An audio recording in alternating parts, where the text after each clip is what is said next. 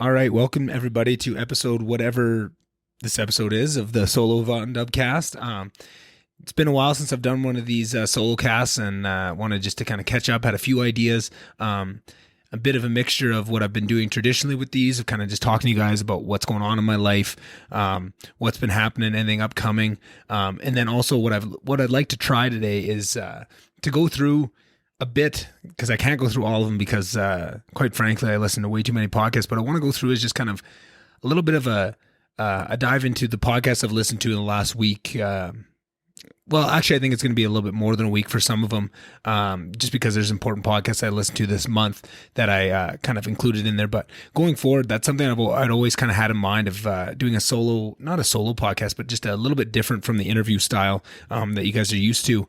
Once a week, and part of that would just be, documenting. If I started doing it every week, the list would maybe be a little bit less crazy like it is. Like, I can show you guys, if you're watching the video of this, like, I have a full page of podcasts that I watch, and that's not even all of them, right? And that's I could make a full page just from a week of listening, which is kind of crazy, kind of embarrassing a little bit of how much, but I enjoy it. And something that I always kind of thought of was the thing I love almost more than anything in the world is listening to a good podcast. And when listening to a good podcast, I get so much out of it and I learn so much. And it's always applicable in certain ways, but you never know when it's going to be used. So you're kind of gambling in a sense of the usefulness of your times, of how efficient you are. You don't know what you're going to get out of it. And before, when I was working full time, it was something where I would often be thinking of, like, how much does this serve me? Does this particular podcast on, psychedelic drugs, or I don't know, the Byzantine Empire, or the Huns, or all this stuff, or the fall of Rome? How much does this impact my day to day? And now that I'm a podcaster full time, just listening to more podcasts is like doing work on my dream, right? Like, I'm essentially getting paid. I mean, I'm not getting paid yet because I'm still working on getting sponsors. That's another thing I've been working on these last couple of weeks, is contacting certain people that I think would be good for sponsorships, trying to negotiate with them, make sure it's a good fit so that they're getting a lot of bang for their buck. And even if I have to do it for extremely cheap at the start, just to start getting the skill of how I want to sell these products, or sell a service, or sell a company with my voice and from my words. That's something I've been working on, but eventually I will be getting paid to do this. And now these last 3 weeks, it's just been amazing. Playing lots of guitar, playing some video games again, getting back into that. Jiu-jitsu, I've been, since October 1st, I think I've done, I don't know, like 6 or 7 jiu-jitsu classes. I did a private lesson this morning. It was tons of fun.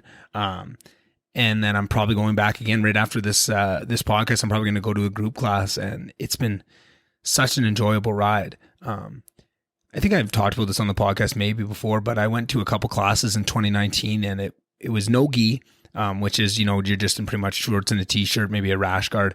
It's a lot different because you don't have this big, a gi, which is, it's pretty much like made of canvas. You have this big coat and these pants that you put on, and when you have that, you have a lot of things to grip on. But when you don't, when you're doing no-gi, it's a lot faster. There's not much to hold on to slow things down and kind of lock people down. You kind of have to just flow with the motion. And I felt like I was so overwhelmed with how quickly things were passing. I was getting submitted in this and that and that and this, and it was kind of fun, but I just wasn't learning anything. I would go get submitted around, for an hour, and wouldn't really come out with anything, and I was a little bit disappointed in that, and I couldn't really break through. I just wanted somebody in that class to kind of just take me aside and like, hey, I submitted you this 16 different ways. Here, I'm going to take one of them, just show you should have done this here, right? And then I would actually be able to take some, but I wasn't really getting that, so I was a little bit disappointed with it. But then I went and did these private lessons with Randy Mahan, who is going to be on the podcast, I think, next week, or we already recorded. Podcast will probably be released next week,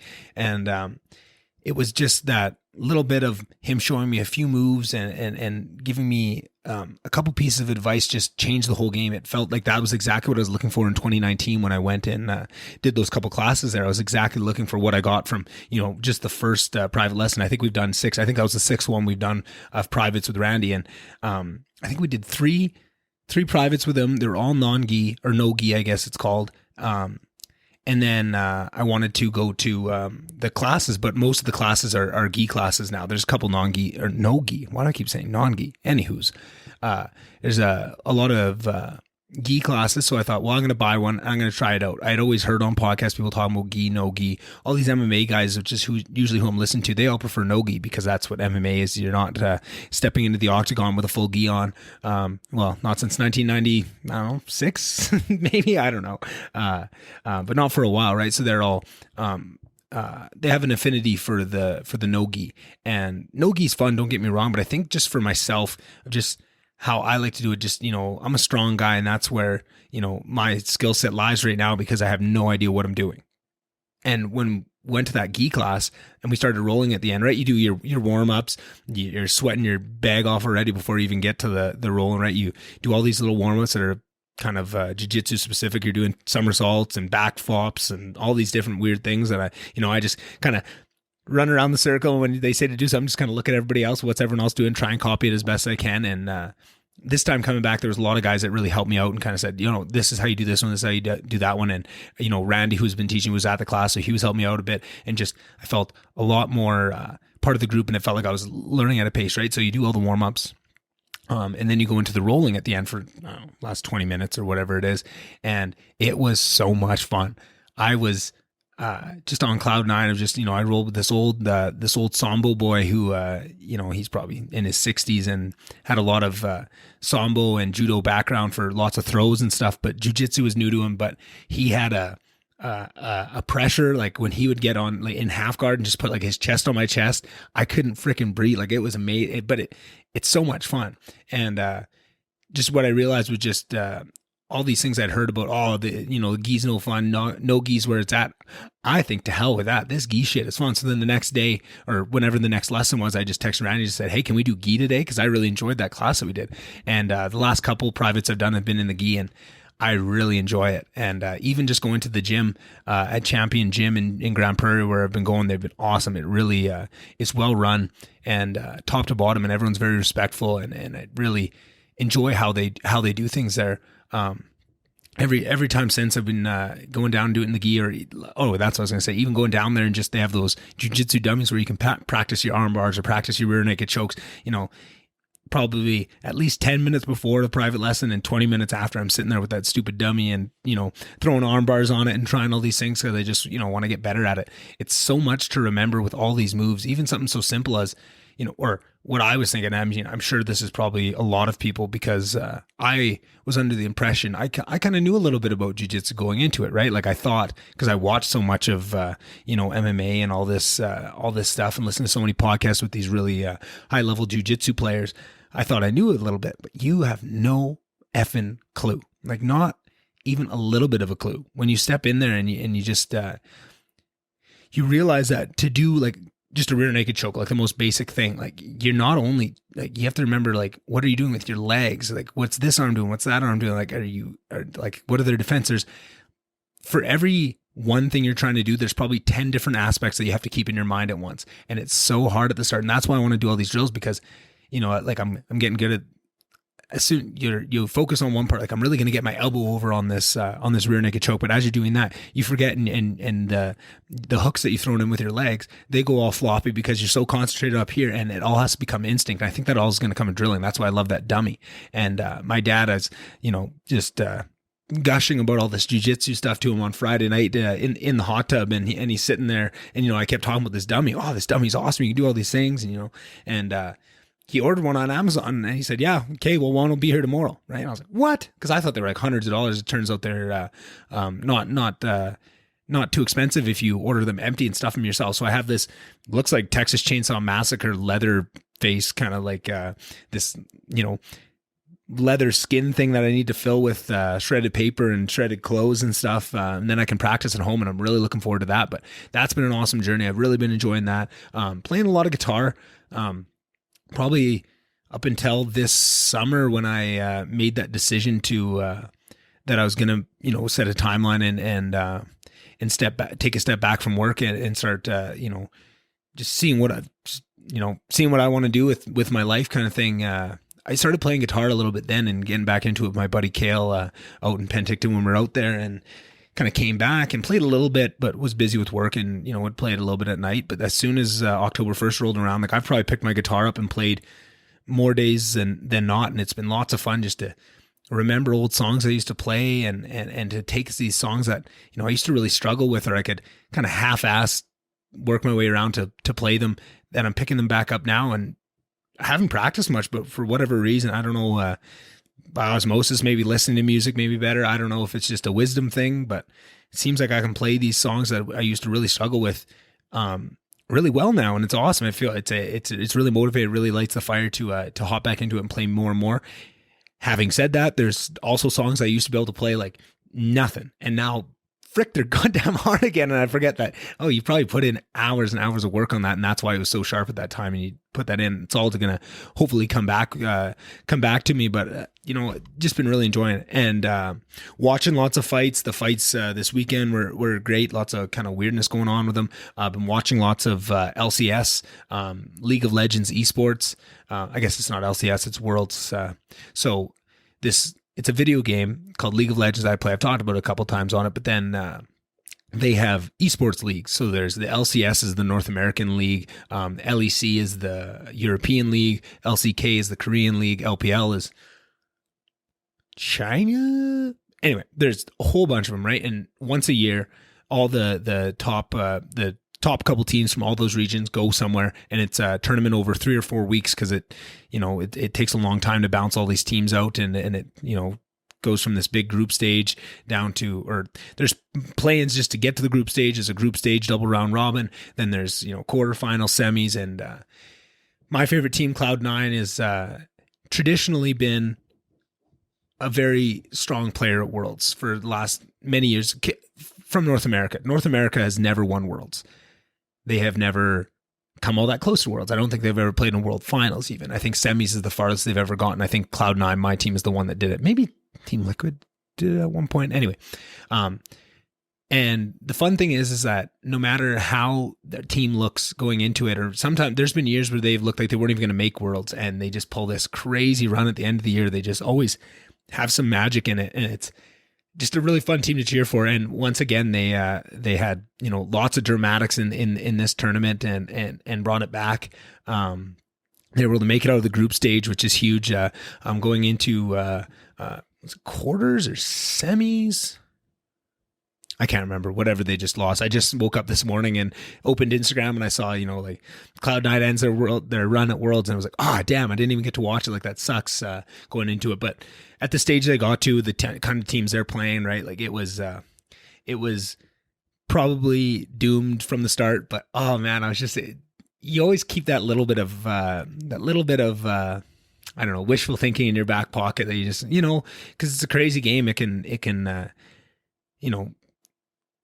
someone can have a bad day, someone can have a really good day. It all kind of it shakes out you have to play the games to see, like you can be a really heavy favorite, but it is fascinating. And I know 99.9% of people in the world are going to have no idea what I'm just talking about, but I feel so thankful that at one point those nerdy friends of mine in university, forced me to start picking up this video game, because that was in 2013 that they showed me this video game. And now since then, just from that initial work of going in and kind of figuring out how this game is played and figuring out how this esport is laid out, I've gotten all this entertainment. I've had now, 8 or 9 years of these amazing tournaments and these amazing seasons and all this content, right? It's like finding a whole new sport that wasn't there before, and I don't watch much baseball anymore. Don't watch any CFL, it's really kind of cut off the bottom sports, and it's replaced with this, fighting's at the top. I watch MMA the most, right? Hockey's right below it. Oilers, I don't really miss an Oilers game. But then past that, like NFL and esports are kind of catching up in that next spot. And I think that's only going forward. I think that's only growing. And I think, like Cloud9's my team, and I watch them in LCS, but they have, Call of Duty teams and Apex teams and all these other things, right? Like most esports do. And I think that's, it's just such a cool idea. It's a cool take on sports, right? As a big sports fan myself, it's cool to see them take pieces from traditional sports, but also completely go past it, right? Like, and it's another thing. One of the biggest things I love about MMA is the media side of it and how well they do of telling these guys stories, and how it's not, the media is not bogged down with 100 years of tradition like baseball, where, or hockey, where they don't even talk to anybody. The interviews are boring, right? Nobody wants to say nothing. Nobody wants to step a toe out of line. It's interesting to watch because, in LCS, the casters and like the analyst desk, they're kind of everything to it. They're the, they set the storylines, they come up with everything. They're all kind of actors, and it's very interesting because they're also personalities too, and they all have their little quirks. And over the last 8 or 9 years, and anybody that's a fan of the sport gets to watch these, it's one thing, you have like the drama of the teams, but you also have the drama of the personalities around the sport. It's amazing. Like, like Freak and Jat and all these guys, right? And then I'll get to it when I go through all the podcasts to listen to, but there's a great podcast called The Dive that has a bunch of those analysts and casters once a week hop on and talk about, during the regular seasons and worlds and all that. And they talk about all the goings on and all the inter-team drama and trades and all this stuff. It's fascinating stuff. And once again, like, I would just be so blind to this whole world had I not been, pushed into it a couple years ago, and all the amazing things, like all the amazing content I've got to get from that initial investment really is highlighted to me. I just think that's a cool idea. I don't know why I'm so caught up on that, but any hoozle woozle. Maybe I'm going to start right now going through, because I think it's going to take hours, and I might just hop and skip. I don't know how this is going to work. So eventually what I would like this to be is to have somebody else that, once a week, say Mondays, because I'm recording this on a Monday, maybe it'd be easy, might be a better day, maybe a Wednesday, to have someone every week where, we have a like a Google Doc sheet, right? And it'd be, me and preferably, one co-host that would hop on with me every week. But it could be a couple different people that all would fill this role. But whoever it's going to be that's hopping on that Monday or that Wednesday, the whole week from the time you record the first one, you're now entering stuff in the sheet of, current events that have come up. And also, as I listen to podcasts, I'd be adding them into it. And then if that person wanted to listen to some of them seem interesting, that would just be our topics for the next week. So you're always refilling it during the week, so that when you get to that Monday or Wednesday, you hop on and we just bullshit like this. And I think it's going to be a little bit tough to talk about the podcast I've listened to just to myself like this. I think it'd be more salient with someone that could, ask some questions, like if I said, what if I just pick one?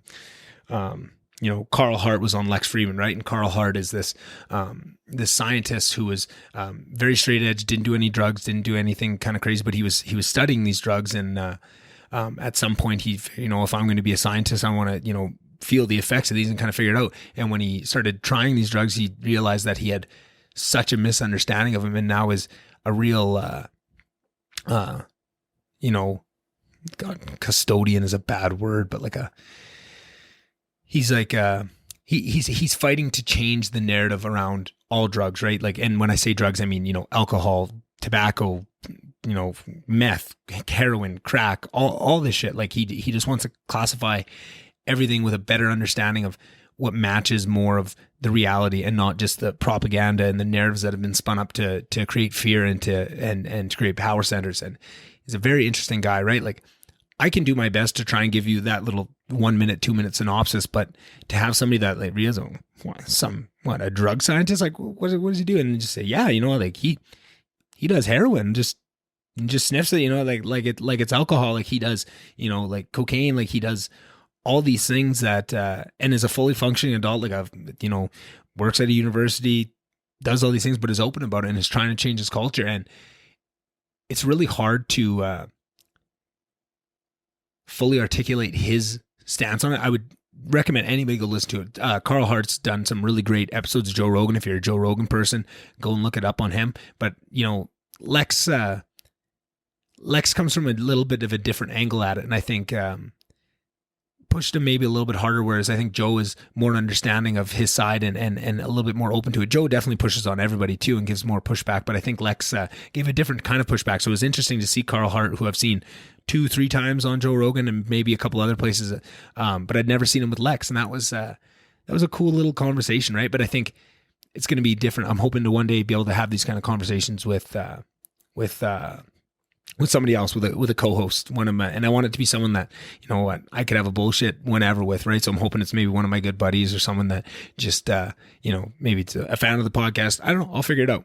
So I'm going to start, maybe I'll bounce between, cause half of these are Joe Rogan's, and I'm going to just start at like the latest one I listen to. Maybe then I'll go to, how I have these broken down is kind of like I have my Joe Rogan's, because that's the ones I listen to on Spotify, because Spotify is the worst possible app for podcasts. Oh, they are garbage, like the worst.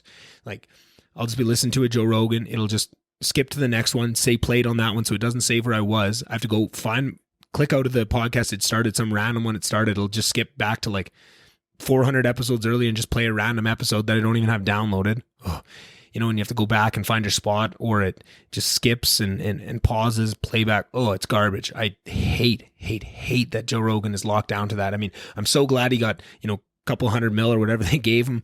That's great. But for all us, I'd pay $20 a month just to not have to use fucking Spotify to listen to his podcast. If I had to pay for a $20 RSS feed to put it back in the Apple podcast thing, I would pay that gladly just to not have to use their goddamn thing. Anyway, so that's how I broke it up. So I have my Joe Rogan's here at the top. Then I have my ones I listen to on Apple Podcasts. And then I have at the end, just Dan Carlin podcast, because I've just been on an absolute kick with it. I can't believe how much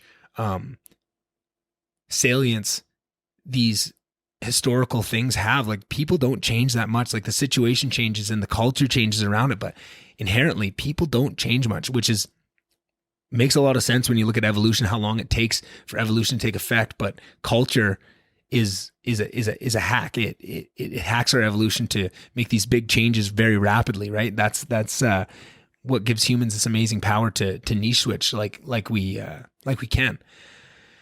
But I've just been loving, like, listening to it and just taking all the lessons. Like, it's almost like, it's like Dan Carlin has a time machine. And it's funny because he brings time machines up all the time in his podcast, Hardcore History. But it's almost like he had a time machine, saw what was happening in 2021 with all this stuff right now and lots of scaredness we're seeing, went back to 2009 and started just like, let's highlight the lessons from the past that would help us in 2021.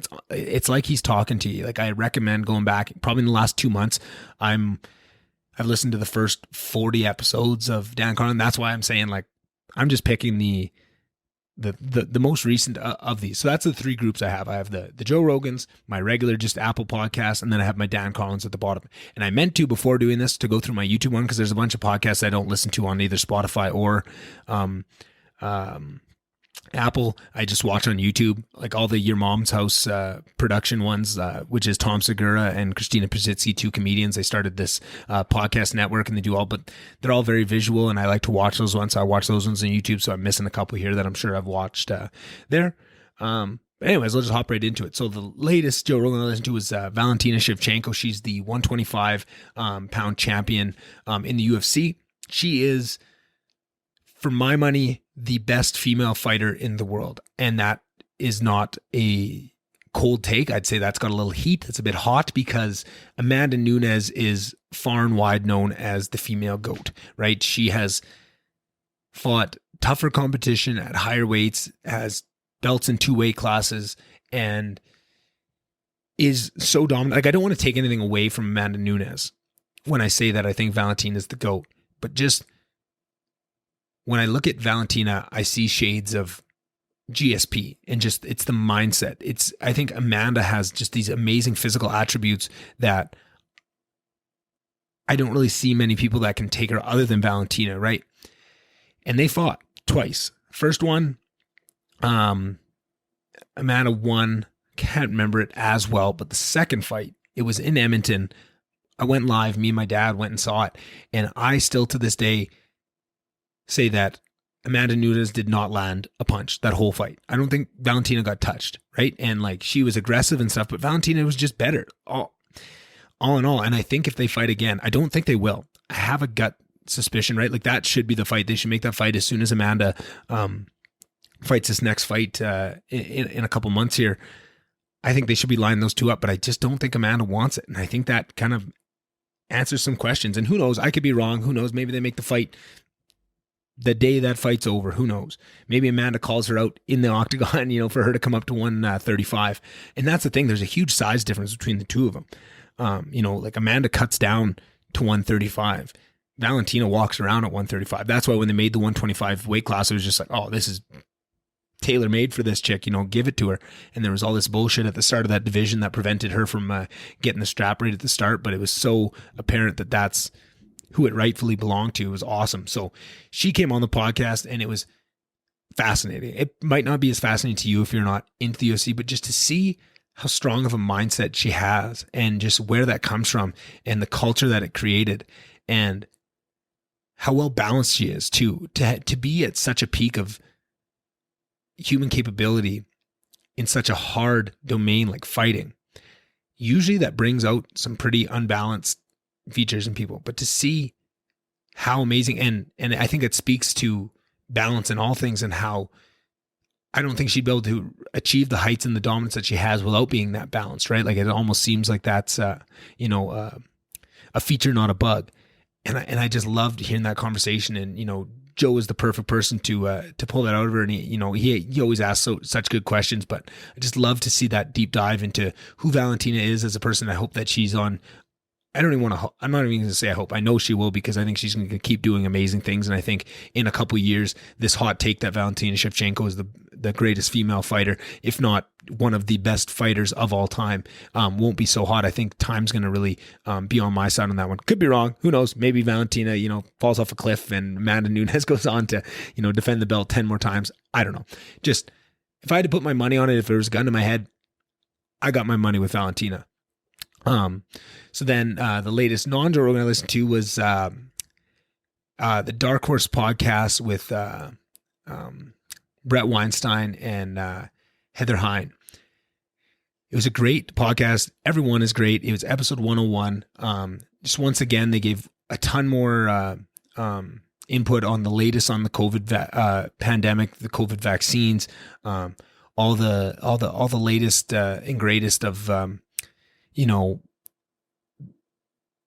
all the major podcasters in the world that have had on guests, and there's been major movements kind of in the space that always address any of the major papers that are making waves. They address them.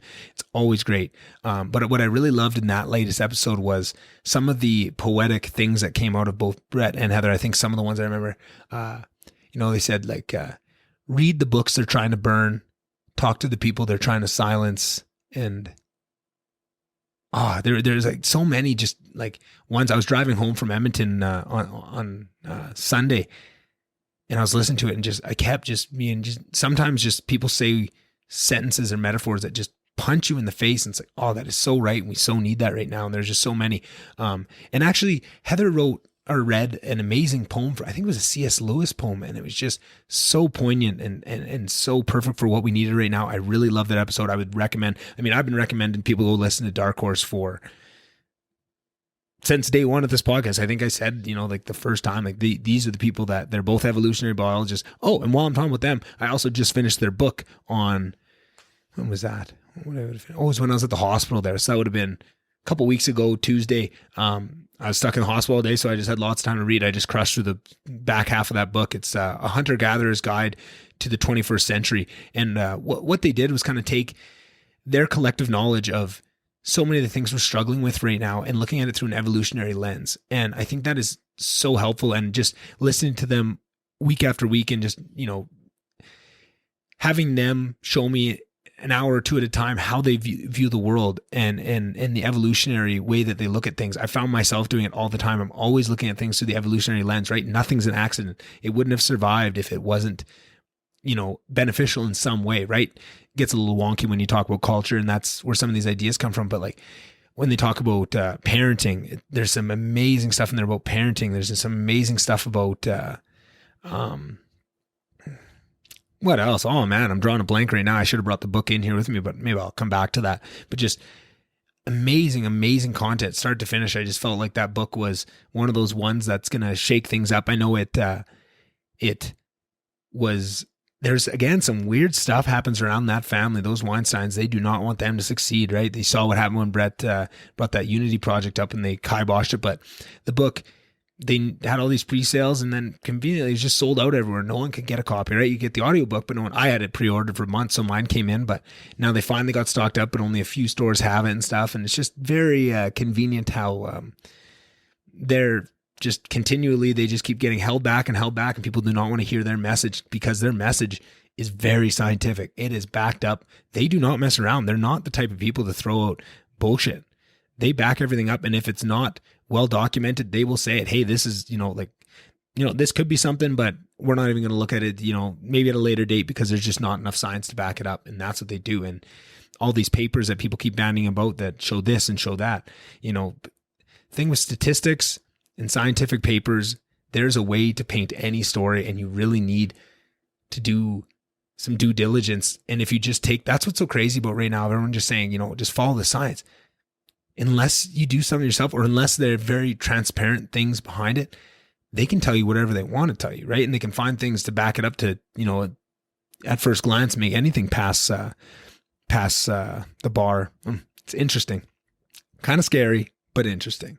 So I had that one. So then the latest Dan Carlin, I think I just wrote down of my, not even the latest Dan Carlins, but just kind of my some of the favorites. I just kind of went through and just clicked on some of the ones what hit me, and this is another one that I was listening to on the way back from Edmonton. It was Hardcore History number 40, Radical Thoughts, and this one was on the two Red Scares that they had. I think one was at the end of World War I, about that 1920-ish period, and the Red Scares were with communism. Well, I guess the second one was communism. First one would have been Marxism, I think. Anyway, splitting hairs here. There's two times in the U.S. history where things got really wonky because fear was really drawn up. Fear was whipped up, and politicians grabbed that fear and fanned it for their own, just like they do anytime there's any, they never let good fear go to waste. That has been the playbook, happened in the 20s, happened in the 50s, happens today, happens last year, happened the year before. It will happen to the end of time. People just have to realize it. But anyways, they got everything so worked up that they were just trampling on rights, like the right to face your accuser. No, it doesn't matter. You got snitched on. Doesn't matter. Well, who snitched on? Who said I was a communist? Doesn't matter. Address the claims, right? Like, it's like, oh man, does that sound familiar? Sure does, right? And it just, so again, this is what it feels like. Dan Carlin went in saw what was happening in 2020 and 2021, hopped in his time machine back to 2011 or whenever episode 40 was released, and spoke right to us. That's what it felt like, of just all those lessons. And like I said, those are very different times in the 20s and the 50s, but people don't change that much. And you can see the exact same playbooks that are happening today happening then. And that is such a good lesson. It's so apparent when you get to see it completely taken out of the context of today into a different context, and you see the exact same thing happens. It really opens your eyes to it. So I thought that was an amazing one, an amazing, amazing podcast. So now bouncing back up to Joe Rogan. The one I listened to before that was Amici Jha. Oh, she was on focus and attention and meditation. Yeah. She wrote a book. She really wanted to figure out, in this day and age, attention is such a big thing. You have emails coming in, you have texts, you have social media, you're just getting bounced all over the place. And that has an effect on you. And you only have so much attention to give in a day. And this is something that I feel greatly. And I think that's what I was struggling so much with, of trying to do this podcast stuff after work, like of just going to work and being forced to, address all these things and change hats all the time and just bring your attention. And all the while you're getting 300 emails all day and you're trying to check back, and your attention, you're switching so much, you're just burnt out. You get home, you just want to fucking, go to sleep. And what did she taught us? So then in following down that path of trying, well, what is this? How do we address this? What are the tools we can find? She found that pretty much the one thing that worked, meditation, which is funny because that's something I've been very staunchly in support of for the last 2 years almost. And I don't think I'd ever fully realized what kind of benefits I was getting, but to listen to her talk about that podcast, it was just like, oh yeah, I've seen that. Yeah, no, I've felt that. Yeah, no, I've gotten that positive or that positive, right? Like it was really fascinating to hear so many of these things I kind of already knew just through experience, but to hear someone back it up with science and, well, this is why that works and this is why that happened. I think for anybody that maybe is on the fence about meditation, or I think there's probably a lot of people that are on the fence about meditation, but it just seems like it's just too far over that edge into that kind of woo hippie shit, and you're just not that person. I'm saying that because this is me like 4 years ago. I was that person. But if you are, and you really like to have things backed up by science before you dive into them, this is a great podcast for you. Go listen to that one. See what you think of what she said. If it sounds like it, she's full of shit, don't try it. But if it sounds like she might be onto something, and the papers that she backs it up with sound like you believe in them, maybe it'll get you that little push to try, download a meditation app and give it a try. Yeah, so that was a really great one. Enjoyed that one. Hopping into the non-Joe Rogans. Oh, I already said kind of the Carl Hart was the last one I listened to with Lex Frieden. Again, that was on the way back. From Edmonton. That was a great one, right? If you're into I was gonna say, if you're into drugs at all, I mean, that'd be a good podcast for you. Carl Hart, he's that researcher and professor that works on all these drugs and does them himself, and is quite open and trying to change the narrative on that. And I have some issues with Carl Hart. Like, I'm fully in support of him. I love him. I think he's great. I think we need him. I think he's a little bit too in support of it. I think he is so far through the forest. That's the wrong analogy, but he's in so deep that I think oftentimes, and I think for good reason, because I think he sees, like, we have such poor narratives. You have to go way further just to pull things back to the middle. And I totally get that. But I feel like there is maybe a little bit where he is so staunch that he will hear nothing against any of these drugs. Like, they're all just situational. And I think there's a lot of merit to that argument, but I think there's a middle ground that can be found, right? Like, I think Carl Hart is a great person to understand his mindset to balance out your own, but I don't think he's going to really pull many people to his viewpoint. I feel like he's so far on the ledge that he's going to be very lonely out there for a long time, but he's so far on the ledge that it's going to pull people closer to the middle, right? And I think that's important. I think that's noble, and I think he probably on some level knows that, and knows that he's out here fighting a fight that is not going to have a lot of, at least outspoken support. I'm sure behind closed doors, so many people are giving him, big ups and patting him on the back for what he's doing. But I don't know. I personally think there's more of a middle ground that can be found. But you know what? If you don't have people fighting for the edges, that middle ground never gets found. So that's a great one. If you want to check it out, Lex Frieden, you've heard me talk about him a million times. I would never not recommend an episode of Lex Frieden. So then popping back down to the Dan Carlin, Radical Thoughts. Death Rows of the Republic. Ooh, that one was good. So Death Rows of the Republic is a 4-part series. I think the first 3 episodes are about an hour and a half. And then the last episode is like 4 or 5 hours, and it details the fall of Rome. And if you're not a history buff, or if you think you don't like history, I defy you to listen to one Hardcore History with Dan Carlin and then say that with a straight face. And it might not be the Death Rows of the Republic, right?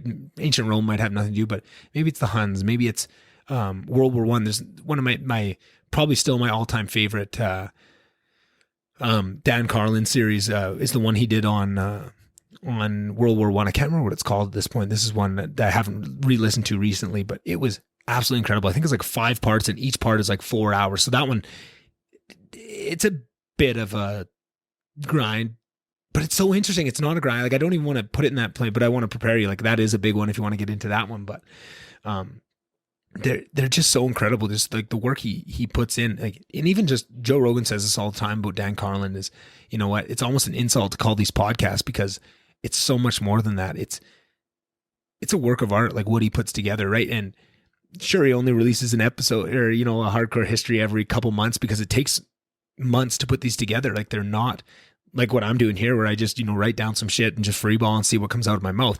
No, it is planned, and it is meticulous, and it is awesome. And he finds so many, he'll talk about so many things, and then he'll back it up, and he'll, quote from a historian of the day, or some letter home from the front, and really capture the emotions of the time. Like, he's a special person. I think Dan Carlin is one of the most influential people. I think he's going to go down as one of the most influential people of this century, right? Like, when you look at what he is and what is capable, if the world catches on to what he's bringing to it, and not just the super podcast nerds like myself, it's incredible. So yeah, Death Rows of the Republic. And again,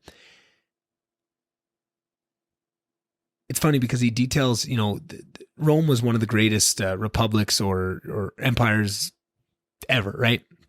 And most empires that we've seen over the world kind of fall in the same way, and they follow very weird patterns. And once again, what it highlights, the lessons that can be taken today and the allegories that can be made between, what is that, like 208 AD? I don't know. When did Rome fall? I just listened to a 4-part series on it. Don't even know the dates, but also the fall of Rome is very contested, right? Like there's a whole bunch of different ways you can categorize when Rome fell, right? And then there's West Rome, East Rome. Any hoozle woozle. Great podcast. Can't recommend it enough. Death Rows of the Republic. That was one of my favorite ones. I didn't even realize how much I'd be interested in the Romans. Like the Romans are just, they're the best. There's so much of what we have today that we owe to them, and we should, I almost feel guilty for how little I understood. And in saying that, I know so much about Roman history and ancient Greek history because I've been obsessed with it since I was a kid. And, when I had electives in university, that's what I took. I took, my 2 free electives that I could take in first year before I was into business were both classics classes. I took one on ancient Greek and Rome culture and one on ancient Greek and Rome gods. And I love them. And they're 2 of my favorite classes I took in my whole degree. So I shouldn't be that surprised by it, but just the politics of it, and to see, for an empire to reach that kind of height where they had that kind of wealth and that type of power, and to see what that turned the people into the populace. And they very much sound like you could take those politicians from, 200 AD and plop them down in 2021 and they would fit right in. And it's very interesting to me to see that and just to have it highlighted so clearly. And once again, Dan Carlin's making these back in 2011, 2012. He has no way he is, making any sort of commentary on what's happening today. But it doesn't matter because it sure is word for word, hand in glove. It fits. If the glove fits, you must no. If the glove don't fit, you must acquit. There's no acquittal on this shit. That is locked up. Anywho, so backing up to the Joe Rogans, Barlow Elmore. He was a fascinating one. He came on, I think he might have been on before because I know that Joe's had some guys on to highlight Monsanto and all their evils before. Monsanto is this huge corporation conglomerate. They're in all sorts of different things. They're in, the biggest thing is agriculture, but they used to be on all these petrochemical stuff. I'm pretty sure they did some pharmaceuticals. They are evil to the bone. And so like highlightably evil, which so many of these corporations are when they get to that size, but just to see somebody that has dedicated themselves just to highlighting all the different evils that this company has created, like Roundup and the thousands and thousands of people that die of cancer, and they've just fought legal battles over 20 years to say, no, it's not this super duper carcinogenic, whatever you call it. What is Roundup? Kills weed killer, kills everything pretty much. It's just, it's liquid death pretty much. You spray it on anything, shit's gonna die. And they think, oh no, that's healthy. People are fine. People that live by these farms are just getting these crazy wild cancers, nothing to do with it. So they fought for 20 years over this and now they're starting to pay it out. But they make so much money that it doesn't matter. They just have it calculated in. They just keep going. But it's great to highlight it all. I thought that was a great episode. If you want to, have your faith in the world shook a little bit, listen to the Monsanto episode, Barlow Elmore. I can't read my own writing. Anyway, it's one of the latest ones. I think it's like 3 back. Hopping back into the non-Joe Rogans. Sam Tripoli was on Joey Diaz. So Joey Diaz, what is his new podcast called? It used to be The Church of What's Happening Now. And if you ever want any sort of entertainment, any episode you go back to, Church of What's Happening Now, that is the greatest. One of the greatest podcasts for my money ever created. Joey Diaz and Lisa Ayad, his producer, when you get those two together and whatever guest they brought on with them or without a guest, it was just never missed. It was hilarity to the highest degree. And Sam Tripoli is one of my favorite guys. Sam Tripoli is a crazy conspiracy guy, Armenian, but like his comedy is top notch, like one of the highest level Green Beret killers of comedy. Like you cannot deny what this guy can do. His ability to crush on stage is, very well known. He's an assassin. And he had a podcast, still has it, I'm pretty sure, called Punch Drunk Sports. Him, Ari Shafir, who's another one of my favorites. Oh, why do I have no Ari's on here? I definitely listen to him. That podcast app is such garbage. I'm trying to even collect this is why I want to do it weekly so I can just keep track of it a little bit better. But I definitely listened to a couple of episodes of Ari that I didn't write down. Ari Shafir, Skeptic Tank, he's amazing. Anyway, so Sam Tripoli, Ari, Oh, what's his pickle? He's one of my, I'm very mad at myself right now for forgetting his name. Sam Tebow. Oh man, Sam Tebow? Tebow is his last name. I hope his first name's Sam because I might have had that wrong. Anyways, they had this amazing where they just come on and they are like the raunchiest comedians. These idiots come on, bring on a guest, and they talk sports, but like the most inappropriate, wild shit. They have this thing called the Bag of Bets where they, anytime there's like a discussion, like, oh, I think the Yankees are going to finish ahead of points of the Dodgers, right? I think that was one of the ones they want. Well, I'll bet you. Oh, Bag of Bets. All right. So they make the bet. They don't know what it's going to be, but all the time they're always thinking of these and adding to it. It's this bag. It's a little like Crown Royal rum bag, full of these crazy, crazy bets that everybody that's part of the Bag of Bets kind of world has to agree to them for them to go in the bag. At least the major players. Sometimes guests come on and they'll bag a bet. Oh my God, this podcast, I don't know why I stopped listening to it. Just talking about it has me just itching to download an episode. It's so good. Oh, I think it was Ari stopped going on it, and I just have so many podcasts I haven't listened to, but I definitely got to go back. What? I think one was I probably can't even I'll probably get pulled off of YouTube if I even say some of the bets they did. They have had hot dogs shoved up each other's ass. They had to if you lost, you had to write the loser had to perform in a gay porn that the winner got to write, and they did a lot. Oh my God, like the shit they do on that podcast is amazing. Anyway, so Sam Tripoli that's where I really got to know Sam Tripoli and really fell in love with him, was on that podcast.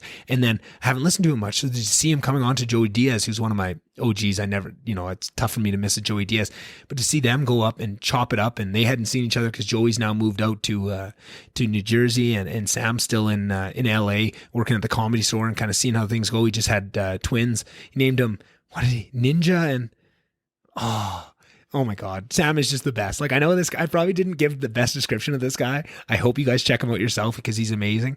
But to just hear them talk old Comedy Store stories and, just old comedy, being in the trenches together, it was just amazing to hear them connect and talk about the old days, and to see them, I've heard so many crazy stories of Joey Diaz's life, of him, robbing people and doing crazy drugs and all this stuff. And same with Sam Tripoli, he used to be a crazy drug addict and sex addict and had some wild stuff. And now they both have daughters. They both are, very accomplished. They both have really successful podcasts and podcast networks and all these other things. And it's just so interesting to see, when I first fell in love with them a couple of years ago, maybe 4 years ago, 5 years ago now, not a huge span of time, just how far they've come. It was almost just almost makes you emotional to listen to these guys and come on that journey. And, that gets me excited of, maybe in 5 years, there's going to be somebody that, listened to a lot of the podcasts for maybe the first 2 or 3 years and then falls out for a year or two and then hears me on a different podcast and, gets reconnected and feels those feelings. Just all these things I'm going through and listening to these podcasts, I just get excited for, there's going to be people that feel this way about me one day. And that is a cool idea. So love that one. Like I said, Joey Diaz, you can never go wrong with an episode, but that one was just really personal with me. I was really glad to see it. I think I listened to that one last night. Then popping down to the Dan Carlins, Death Rows of the Republic. That's one. Oh, Ghosts of the Ostfront. Holy shit. This is another, I think it was a 3 or 4 part series. But it was about the Eastern Front of World War II. When World War II started, Germany and the Soviet Union at that time were very much at each other's throats ideologically, because the almost antithesis to communism or to Marxism at that point, whatever it was, is fascism, right? And the complete opposite of fascism is communism, right? So everyone thought, just ideologically, these guys are going to be opposed. There's no way they would ever, make peace. And then they made this peace pact that just shocked the whole world of just, what the hell? Why is, communism has been anti-fascism, fascism, anti-communism? This doesn't make any sense to anybody, right? So there's this deal in place. And then, Hitler, don't trust fucking Hitler. I think anybody these days know this, but at that time, Stalin, made a mistake. And then it goes through the sneak attack, the start of it, the partisan wars that happened in all these different areas of, what now is, Poland and Czechoslovakia and all these different places that were caught in between these two major powers, and the giant push that Germany had into Russia. And then talks about Stalingrad and Leningrad and all these just crazy battles. And again, just highlights how similar people are today to back then and how many lessons there are in history. Like just, I wish Dan Carlin's Hardcore History is mandatory for everybody to listen to. At least like you have to prove every year you must listen to one episode. Doesn't matter which episode, but you need to get a taste of history just to give you some sort of perspective or whatever it is, like just to hear the horrors of what they went through, like the starvation, the cannibalism, the freezing, the type of new war that we had never expected. And to hear the will of the Russian people, I mean, Russian now, Soviet, whatever it was, but just to see the lengths that they went to fight for their country and just how wild they were and how they used their women, right? Which was crazy at that time because in World War II, there was no country that was, allowing the women to fight like that or not even allowing, but just, there's a lot of bad to be said about both sides in this, the Soviet side and the German side in that war. It's not like any of them are the good guys. I mean, anybody in the war, Americans not the good guys either. That's not how things work. But what Dan Carlin is so amazing of doing is just to highlight, yeah, these are awful people doing awful things, but to show the humanity and the beauty in what they can do and the power of the human spirit and just how crazy people can get in listening to a leader and just following along and doing what you're told and how much trouble that can get us into again, so poignant. It was just amazing to listen to. I couldn't get enough of it. Like I've said, I've been just on a huge Dan Carlin kick because of just how I always loved Dan Carlin, but right now it just seems to be filling a hole that I didn't realize was gaping in my life. That's the first time I think I've said gaping on the podcast. Anyway, I'm very, very inappropriate, very immature. You guys knew that. Anywho's, that was Ghost of the Ostfront. Check that one out. And all these things for Dan Carlin, some of them are available for free. Some are on YouTube, some are on podcasts, but then also he has it on his website where there's a way where you can pay for his whole catalog and get them all back, right? So he usually has some in rotation as free, some for paid. I'm just going to say right now, if you love Dan Carlin or you enjoy him, but it's money that's holding you back, contact me. Not that I have money to give away anymore, but I just don't want that to be the thing. And I'm pretty sure Dan Carlin, if you just emailed the website, if money's holding you back, just don't let that hold you back. There's so much there. You'll be a better person for it. I've often thought this, and I think I've even told a few people this.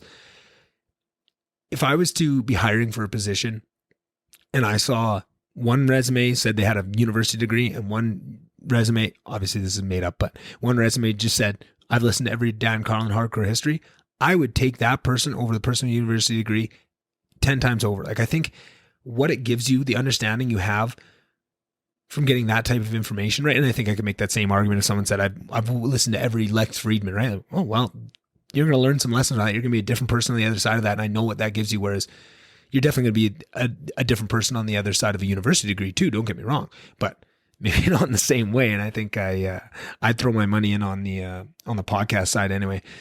So that's Ghost of the Ostfront. I'll hop back up to the Joe Rogans again. The next one was Michael Malice.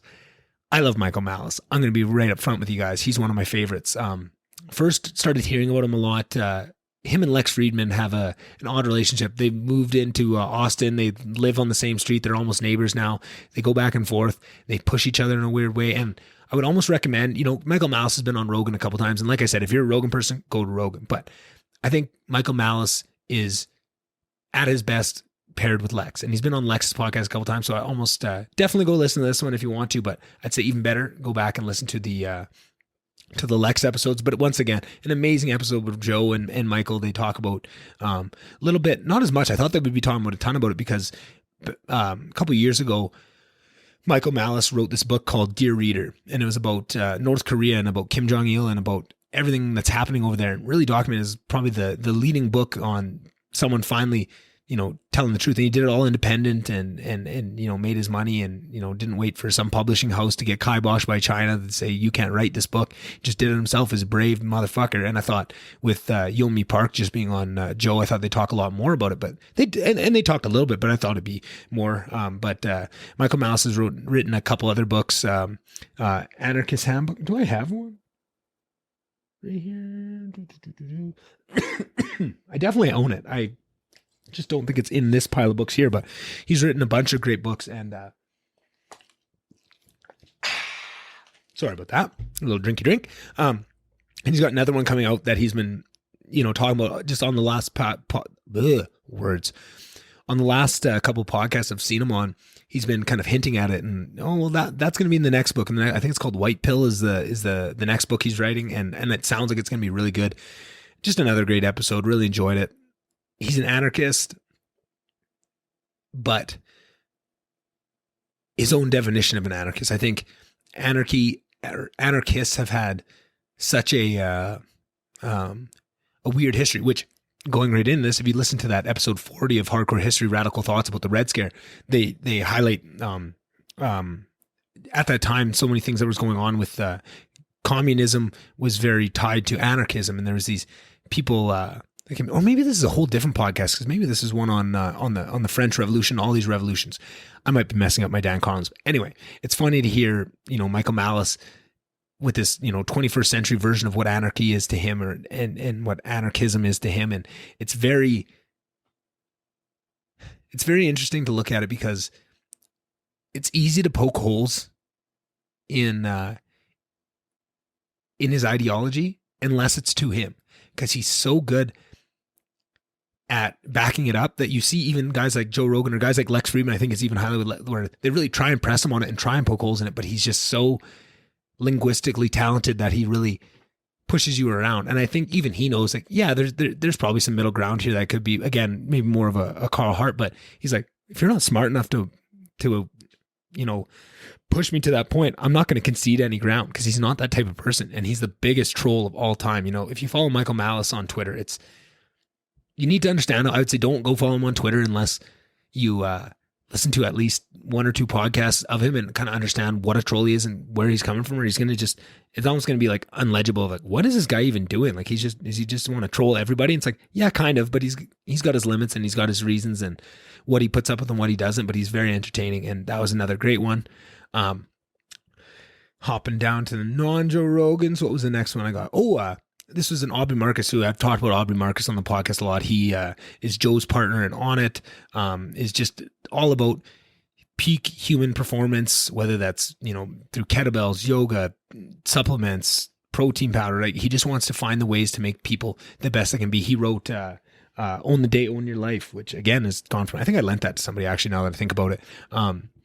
Which is that book I read last Sober October, Optimized October, just about, he kind of takes you through, if you could live one kind of perfect day of like, do everything right just to optimize your body, and then you just kind of take lessons from that as you can, right? Like, wake up, drink a big glass of water with some salt in it right when you wake up, get some light within X amount of minutes as soon as you wake up, blah, blah, blah. It's great stuff. Really love Aubrey, and also just a very spiritual guy, and has been through a lot of psychedelic experiences and has a lot of wisdom. I think not only is Aubrey Marcus very intelligent, but he's very wise too. And I feel like almost he's almost just constantly outshining his wisdom with his knowledge, and his knowledge with his wisdom, back and forth. But I think, one of those things is useless without the other. And he is just such a archetype of wielding them both amazingly. And I just learned so much from every podcast. Again, he's one of those guys where I couldn't steer you down a wrong path to listen to any of his episodes. We had this guy on named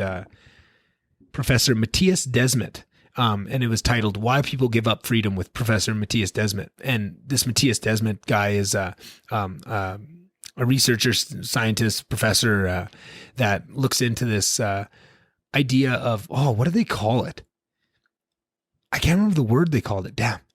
I guess I could probably pull it up. Anyway, not even going to bother. But it's this idea of this mass, I don't want to call it psychosis. I don't even want to find the wrong words, but it's this idea of kind of what's happening right now, of people being so, like, it's the science behind scaring the shit out of people and getting them to do what you want, and how that it works as kind of a mass hypnosis. And he talks about it, and he highlights it and shows what's happening now, and how they're using these ideas of what he's been studying for a really long time. This isn't new to him, right? He's just highlighting how it's kind of how it's rolling out, and it's a fascinating conversation. I think it really will open your eyes to things that are happening right now. Oh, that is delicious, delicious, delicious pop. I'm addicted. You guys know this. Yes, that was great with Aubrey Marcus. Then I'm going down to my Dan Cons. Oh, I didn't keep too many of these. Oh, so then another one of my favorites. And again, I realize this is not in any sort of chronological order because I just kind of picked my favorites. But the Punic Nightmares. This is another Roman one. So the Punic Nightmares is a 3-part series on the Punic Wars. The first Punic War, second Punic War, and the third Punic War, which was kind of at Rome's, I wouldn't say peak, but these Punic Wars kind of brought Rome to its peak, right? Spoiler alert, they win in the end. So the Punic Wars, it was called a place called Scythia, which was in the northern Africa, right? Rome's in kind of Italy and had a huge empire all over, kind of Western Europe. They were at that time weren't all the way up north to kind of the traditional where, France and Germany and all those guys were. They're kind of battling in that, but then down to the south. And they'd never been successful bringing boats up and attacking them across the sea, whatever that. Oh my God, I can't remember what that. No, it's not the Black Sea. It's the Mediterranean. Holy, I'm a dum-dum. That's why you guys listen to me. Anyway, they were always having trouble coming across the Mediterranean to fight them. So they decided to go all the way around and come down through, what's the mountain range on the north of Italy? Anyways, huge mountain range on the north.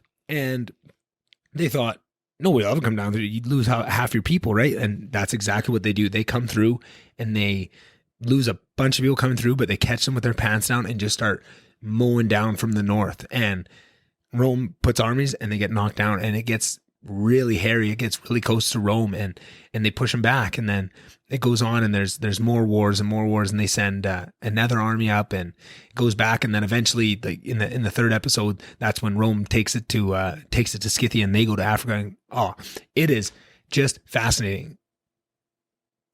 I think one of the biggest things that highlighted for me was just in all these episodes, this is always a highlight of just the atrocities of what it was to live, just how lucky we are to live in this day and age. And when people, attack, capitalism is evil and all this stuff and just to attack these systems that have given us so much. And you'd be like, do you understand what it was before these systems? Do you want to go back to live in these times? Like when they talk about these like hundreds of thousands of people getting encircled in a war and just slowly over like 12 hours, just, you have to kill these people, but you can't just, drop a bomb on them, or, you got to go hand to hand and kill each one of these people. You might be assured the victory, but they're going to fight for each inch. And just to see the madness that would create of just like the dust, it would and this is the thing, I'm doing a terrible job of explaining, but when you hear Dan Carlin, and not just him talking about it, but the sources that he brings forward to tell this story and to paint this picture for you of just this mass, just awful atrocity. And you think about who these people are to come out of that and to be able to even move forward with seeing this stuff. It just blows my mind. But again, the politicians and the people making the moves, people don't change, and you can learn some lessons, because it almost feels like you could pop modern politicians into this, put them back, then they'd be making these same type of moves, right? Because it just so much highlights what we are as a species and who we are and why we are and all these things. It just was amazing. That one I really enjoyed, and was just kind of something I had no idea about. I'd never heard of the Punic. I'd heard the word the Punic Wars before, but it just, again, some random war that happened some random time in history, but I'd never heard the story. And man, it was fascinating. Again, that was one of those ones where as soon as I started, I couldn't get enough, couldn't stop listening to it, just episode after episode, even the long ones I couldn't stop, which is very par for the course for me. Then Joe Rogan's, Tony Hinchcliffe and Brian Redband, two of Joe's oldest comedian friends. Brian used to be the young Jamie that, started the podcast with him and ran it with him for the first, 500, 600 episodes. And Tony Hinchcliffe is just one of the best young rising comedians in the country, as he so aptly likes to call himself. He's hilarious. I love Tony Hinchcliffe. They call it, it's not a podcast. They release it as a podcast, and you can watch it on YouTube. It's great. It's called Kill Tony. They have this the show where they used to run it in the Comedy Store all the time. Now they're doing it in Austin, where they have this, everybody, all these comedians that want to put their name in can put their name in this bucket a couple hours before the show. They come on. It's Tony, Brian Redband, who's also on Joe Rogan that week. And they usually have a comedian, a high-level comedian. Like sometimes they've had Joe on. They've had Joey Diaz. They've had Sam Tripoli. They've had so many of these guys on that are just, there to add their little one-liners. Everybody's got a mic. And then they also have a band with Jeremiah Watkins, Joel Jimenez. Who else is in the band? Anyway, and they come out. So then there's a band that comes out themed every week. Like sometimes they might come out as nurses. They might come out as, prisoners. They might come out as something topical. Like I think they've come out as like Trump and his family before. But they stay in character the whole show, like improv, right? And they always they make jokes and like chime in from their characters, right? And it's just such a chaos-filled show. And then once it starts, once they introduce everybody, the band comes out and you see their outfits because nobody knows what they're going to come out. They keep it secret until they walk out. So that's always a big part of the show. And then they start pulling comedians and they have 1 minute to come up and do comedy for a minute.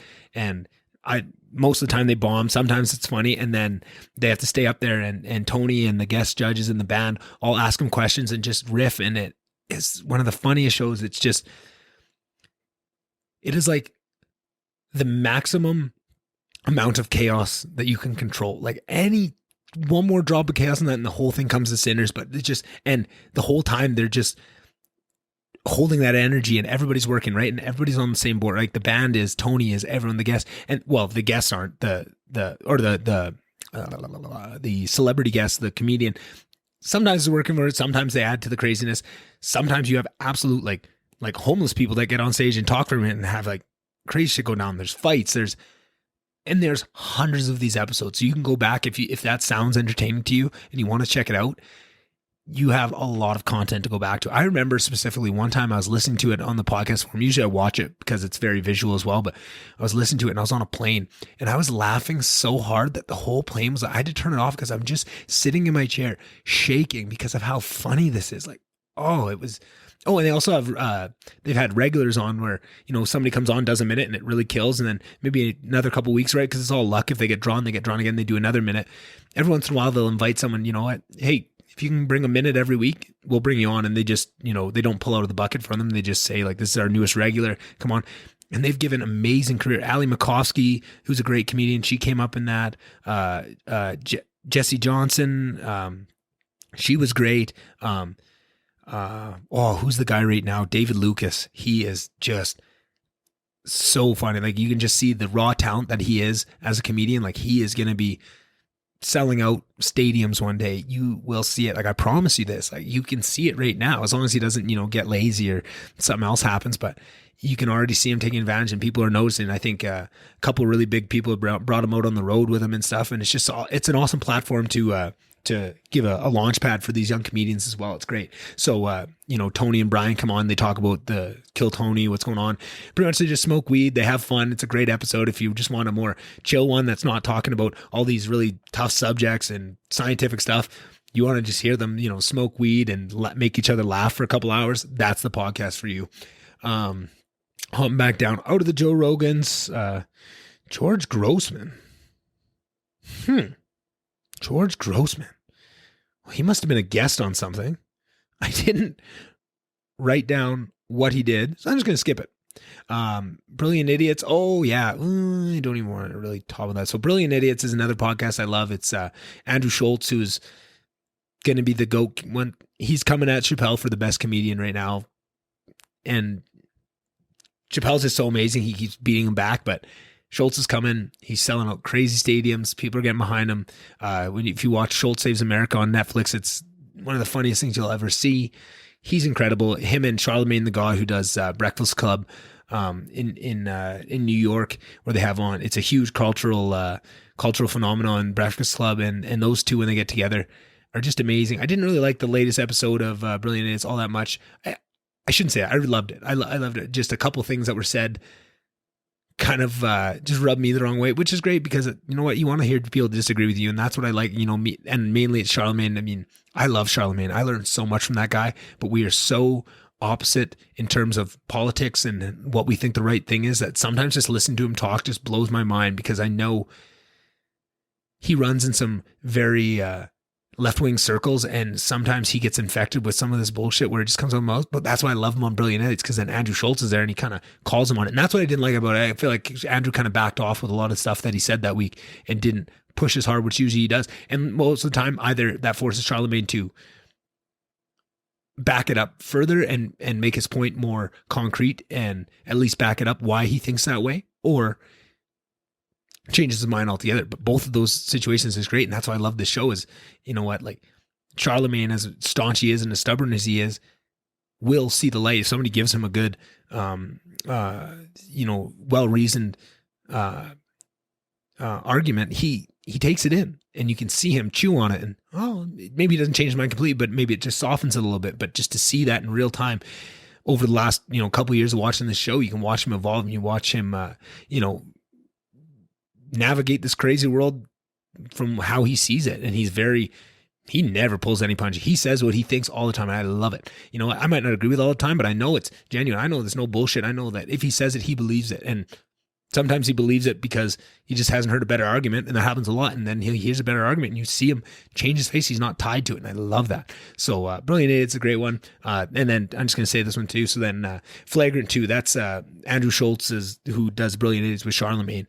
That's his podcast, and it's him and Akash Singh and Joel Gagnon and The Truffle, and just an amazing, amazing podcast. This one for pure humor, and it has current events. They talk about everything, but I think for my money right now, for the funniest podcast in the game, I think Flagrant 2 has to be up there. So they had a great one. They talked a lot about the Chappelle special on their latest one. And if you do enjoy Flagrant 2, I would recommend paying $5 a month for their Patreon, and then you get an extra episode a week. They do one on Fridays where they say some wild shit. They don't care about anything. They are risky. They push boundaries, let's say, even on the normal episodes. So then when they go on Patreon, they know that, it's not going out to everybody. It's only people that paid to come in that really want them. That shit gets flagrant. And that is some of the funniest things I've ever seen come from that. They've had Alex Jones on. They've had, Francis Ngannou. They've had Stylebender. They've had a bunch of, really cool guests on as well. But even when they don't have a guest and it's just them in a room, they do some amazing things. And just the type of, high points of humor that they can reach by opening the can up of what's funny to them and not giving a fuck what society, deems of what's okay to be funny about. When they rip that Band-Aid off and just go, nobody's touching it right now. I think the only one that I'd, put close to them back in the day was that Punch Drunk Sports with Ari at its peak when it was rocking. That's what I see now in Flagrant. That's kind of where I get that stuff now. And then down to Dan Carlin. I only wrote down one more for Dan Carlin, so we'll just finish up with this one. This one was, I listened to this actually a couple weeks ago, and it was just funny. I didn't even realize that it was National Reconciliation to something, and Reconciliation Day. I'm not really sure what the date's called, but it was, about the indigenous atrocities that have happened with the residential schools and stuff, and just trying to remember and push for equality. I don't know. It's not fully flushed out about exactly what they're doing. I don't know.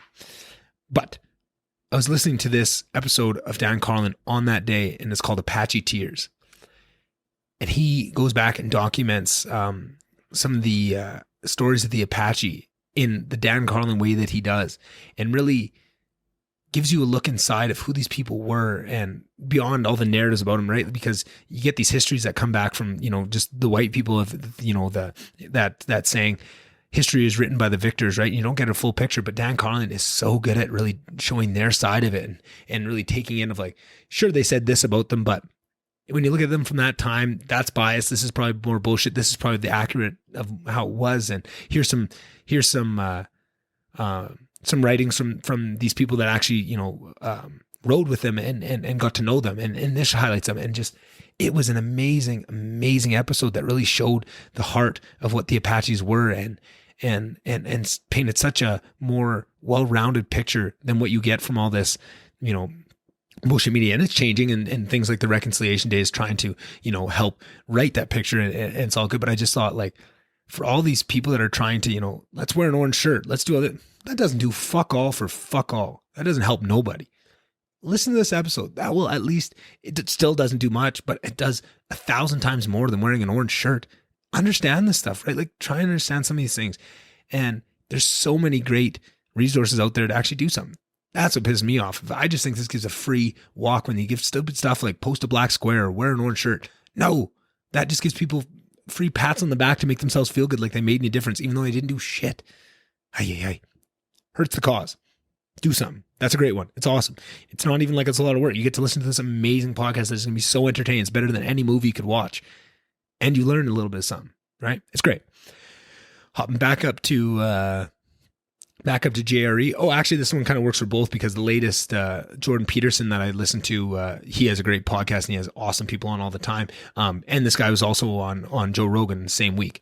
It's this guy named Michael Schellenberger. He wrote San Francisco and Apocalypse Never. Let's try that one more time. Apocalypse Never. Tough.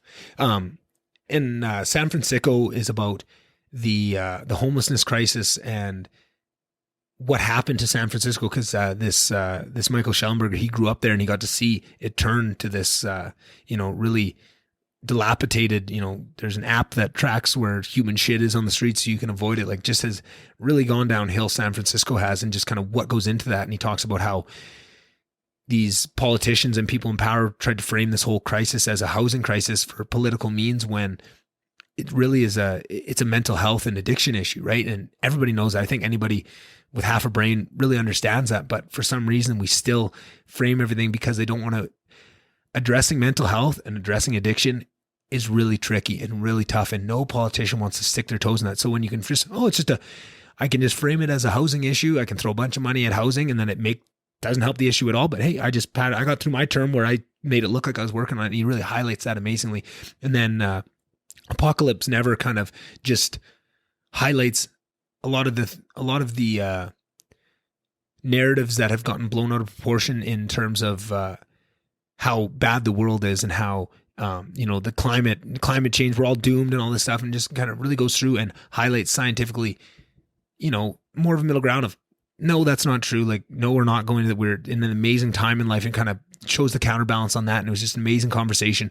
I'm not one to go against Joe Rogan, but I think Jordan Peterson beat him on this one. I think the conversation with Jordan Peterson with Michael Schellenberger just slightly edges out the one with Joe Rogan, but I could be biased because I listened to the Jordan Peterson one first. So maybe I was just getting the information secondhand or hearing it again on Joe Rogan. Maybe that made it sound as good. But if you go on either one, if that sounds interesting to you, actually, I think on Joe Rogan, they talked more about the San Francisco book because Joe Rogan grew up in a couple of years of his life in San Francisco. And I think he has a really soft spot for it. And it hurts him to see what it's become. So they talk a lot more about that and not about his newest book, which is Apocalypse Never, which I think Jordan Peterson really highlights more. So I really enjoyed that one. So that was really good. If that sounds interesting to you, whatever. The Dive is that one I was talking about earlier with that LCS League of Legends. That's that podcast. I listened to a couple of those. So during Worlds, in America or North America, they have The Dive. That's their podcast that goes along with LCS, which is their league, right? And then in Europe, they have the LEC, which is their league, and they have what's their podcast called? Euphoria. And that's their podcast. And they do the same thing. It's the casters and the analysts from that side, that have this podcast, and they talk about all the narratives and the trades and what's going on and who's looking good, who's looking bad, who's on a skid, individual players, all this stuff. So at Worlds, because the NA and EU are so close, they do one show where they do Dive-phoria, where they bring, the European casters and analysts and the NA ones, and they all talk about Worlds, what's happening that week. And because Worlds is over 3 or 4 weeks, you get 3 or 4 podcasts of it. And so I have to listen to those. Those have been great. The Spittin' Chicklets, that's another one I don't miss every week. This week's was Brandon Tanev. He was an interesting guy to talk about, but almost, I really enjoy the guests they have on and the interviews they do, but it's 2 different podcasts of like the interview is one and just them talking about what's happening in the week. I love listening to Spittin' Chicklets because I don't watch all the hockey games. I watch the Oilers, and I will throw other hockey games on that kind of interest me just in passing, but I am I'm able to keep up with the whole league, the ins and outs, which players to watch, so that when the Oilers are playing those teams, I know which players are hot on each team because they do such a good job because they have the long form to do it, of just talking about what's happening in the entire league, and you're always caught up. And it just makes, when I do catch the games that I catch, it's so much better because I have a much better understanding of all the ins and outs that are happening. And I think if I was to, find a podcast that did that for football, and that's the thing. So when I go back to Flagrant 2, they used to be, Flagrant 2 is a basketball term, right? And they used to be way more of a basketball podcast back when it started. And when I first started listening to it, they kind of sucked me into basketball. I was watching basketball quite a bit when they were talking about it, because they were really good at highlight storylines. I think that just shows the power of what a good podcast can do to bring people in, right? And I'm hoping that, I might talk about this like League of Legends stuff, and this is bullshit, and probably 99% of people are like, I don't want to listen to this stuff. I don't know what that is. But maybe in a couple of years after I have, I talk about it enough, and maybe have on some pro players, and maybe, an owner of a team or something like that, something might hook you, and you might just give it a chance, and you might see it, and it might be interesting to you, and you might never play the game, you might never watch it, but at least you're, interested enough to watch it, or to watch podcasts on it, and to get into it. And then you have a resource where if you ever do get into it, you have all these things that are going to add to your enjoyment of it.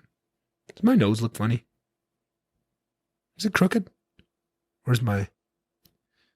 It's hard. It looks like, for some reason, when I turn a little bit, it makes my nose look like it's not straight.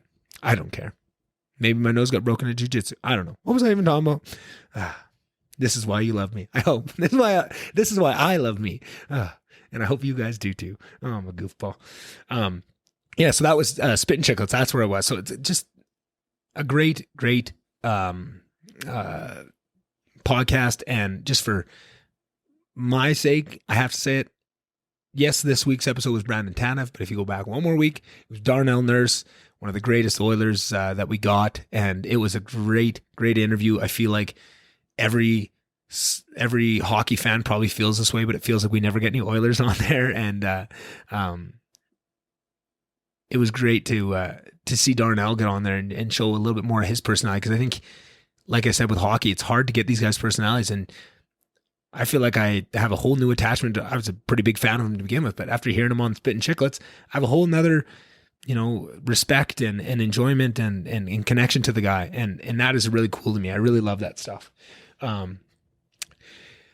Just going to keep going with this one. Then I listened to latest Nessin' Around with Todd Ness. He's been on the podcast twice now. He's a great comedian out of Calgary, and his podcast is fucking hilarious. This guy is... He's hilarious. He's just such a funny comedian. I love it. His podcasts aren't long. They're usually about 40 minutes.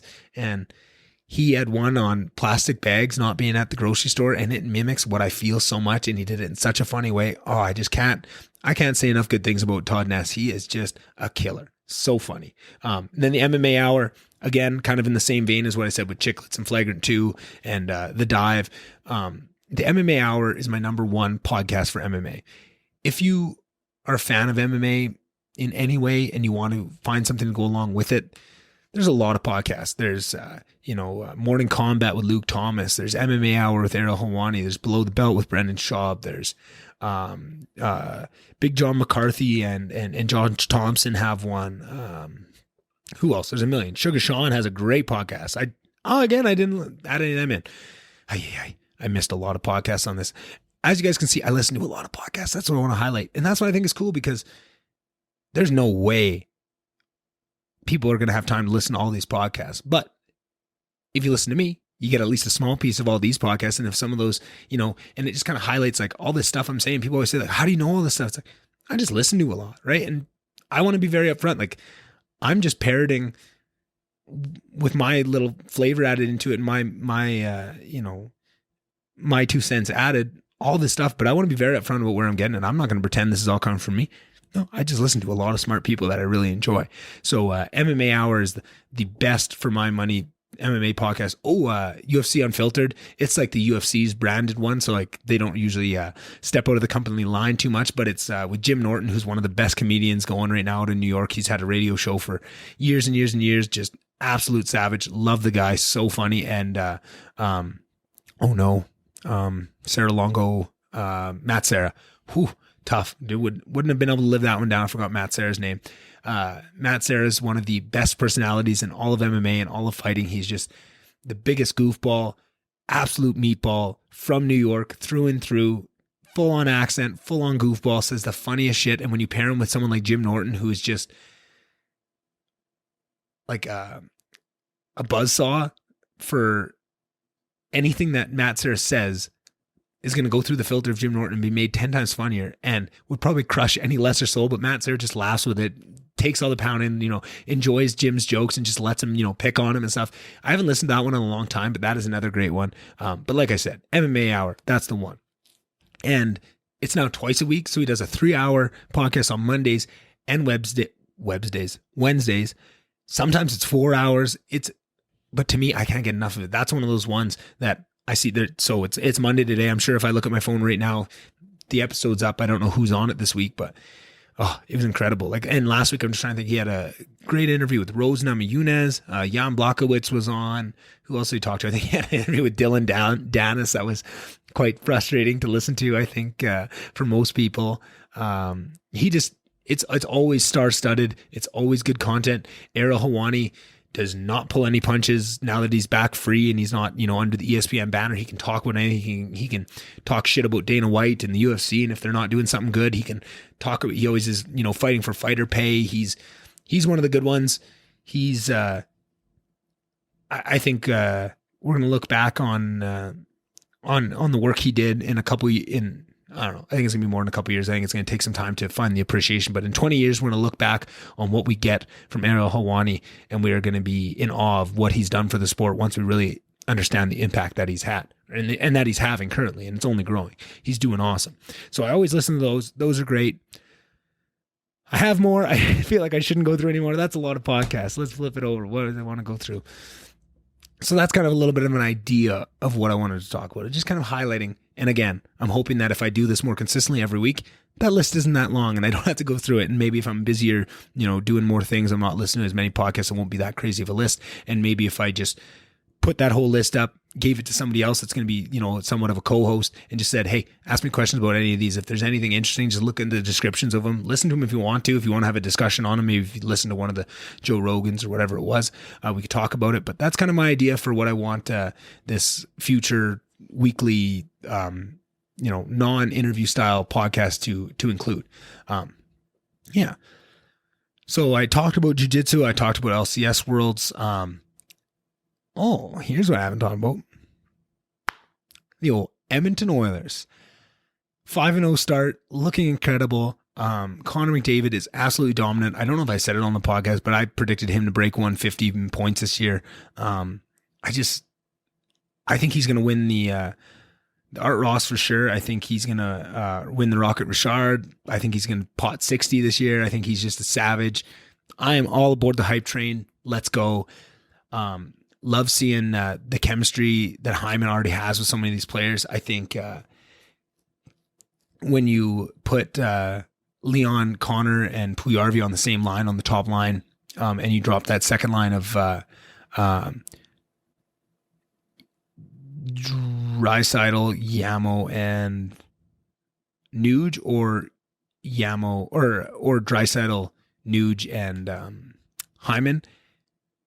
That is a strong two lines. And then when you split it up and you you have Leon and Connor on separate lines, it just makes it so strong. It pushes guys like Cassian into a place where he needs to be, where you have to throw some really strong matchups at those first two lines because there's no easy plays on those two lines. Now that opens up the door for Cassian to have impact, for, the Devon Shores, the Perlinis, right? Like these guys that maybe our bottom six hasn't taken this huge step up. I think it has taken a step up, right? Warren Fogle, let's go, right? Like our bottom six is much better than it's ever been, but not by leaps and bounds. But our top six has just leveled up that one next step, because I'd always thought, like, you don't need to have, I think this is what the Oilers thought, is we don't need to have that strong of a bottom six because our top six is, just so unstoppable. But it was just missing that piece where they couldn't quite get it right. You were sometimes having to put Connor and Leon on the same line just to get things going, and it kind of made that second line still strong, but not maybe gave the teams a little bit more options. But now it really, really tightens up what their options are, especially on the defensive pairings. Right, when you're running their top two pairings so hard, trying to come out at those two crazy top lines, you're going to get some nice matchups where these guys, where they're a little bit more protected, can maybe play it a little bit more fast and loose. So that's been awesome to watch. I have for a long time growing up, I always thought sports was that one area where I'd never be lucky because I'm just so lucky in every other area that I'm destined to have I'm an Oilers fan, just epitome of pain, right? I'm a Vikings fan in football, epitome of pain, right? Like for the longest time, the Blue Jays, they haven't won a World Series since '93, like that's when I was born. So yeah, I haven't seen it in my time. The Raptors, that was the first time I've seen a team that basketball's not really smart, neither is baseball, but the Raptors was the first team I saw win. So when we drafted McDavid, I feel like I was like, oh man, maybe it's not, like maybe this is just maybe I'm not destined to be just full of pain for the rest of my, sports life. And it didn't really pan out that way. We haven't really had the success, but this is the first year where I feel good. I feel really happy. I don't know. I don't want to get too excited too early, right? We're 5 games into the season. There's a lot of season left, but just the way things are looking, I feel like I finally have an excuse to be excited and not just, trying to protect myself from the eventual pain. And it might come, but I don't know. I'm really excited about the Oilers, so I'm glad they're playing good. What else did I talk about? Oh, the Fedor fight this weekend. That was great to see him come back. Fyodor Emelianenko, one of the absolute legends of MMA, right? Was before my time. Like by the time I got into MMA, he was kind of on his downswing, but he looked great that last weekend. He was back in Russia, fighting in Russia for the first time in years, and had fast hands, and for whatever reason, like he doesn't age. He looks the same as he did like years ago, like a little bit. You can almost just see it in his eyes, like he looks like he's been through more shit, but it's just awesome to see him come back. Decent little card. It was so weird with this Costa Vittori, missed weight, bullshit. Vittori was one of the most not hated, but it's tough. Marvin Vittori was he's so serious and so, I don't know. It's hard to find the right words to say what it is, right? Like he's not hated, but he doesn't make it easy on fans to like him. Like going after Paul Felder for his commentary when Paul Felder's like, the darling of MMA, and just, going after Israel Adesanya and saying the shit he did, like and thinking that he won those fights, both fights against Israel Adesanya, like just doesn't make it easy for people to cheer for him. But this week, when Paulo Costa does the full heel turn, is just an absolute prick, disrespects the sport, has everybody, even Bobby Knuckles coming out against this guy, and is just trying to get out of this fight or put all the chips stacked in his favor. Oh, I can't make 185. We're going to have to make a 195 catchweight. Marvin Vittori? Sure. You're not getting out of this. Let's fight. I can't make 195. I can only make 198. Sure. Let's do it. Marvin's still there. Oh, I can't make 198. We're going to have to fight at light heavyweight. We're fighting at 205. 20 pounds heavier than what their scheduled weight, than both of their weight class, 185. Marvin Vittori?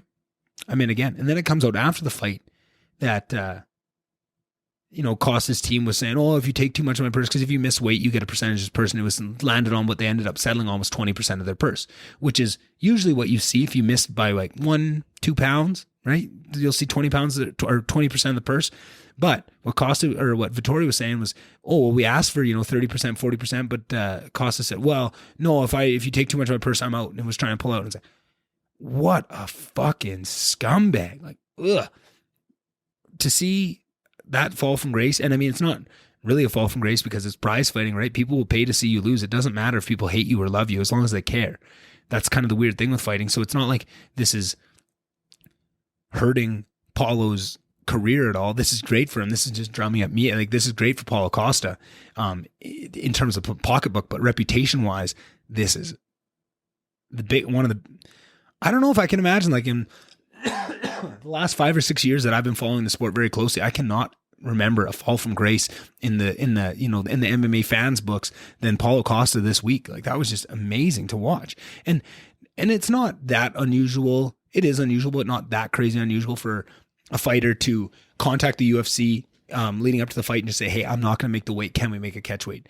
But it's not on Wednesday during media day when the fight's on Saturday where you say, I came in heavy, I'm not going to make the weight. and everyone has to scramble. You have to have all these negotiations behind closed doors, and all the fans are thinking, oh, is this fight even going to go on? And this fight wouldn't have gone on if that was anybody else in the UFC, anybody else in the 185-pound division other than Marvin Vettori. That fight doesn't happen. That guy is a gangster. For all the annoyingness and he's a bit weird and he's too serious and he does all that.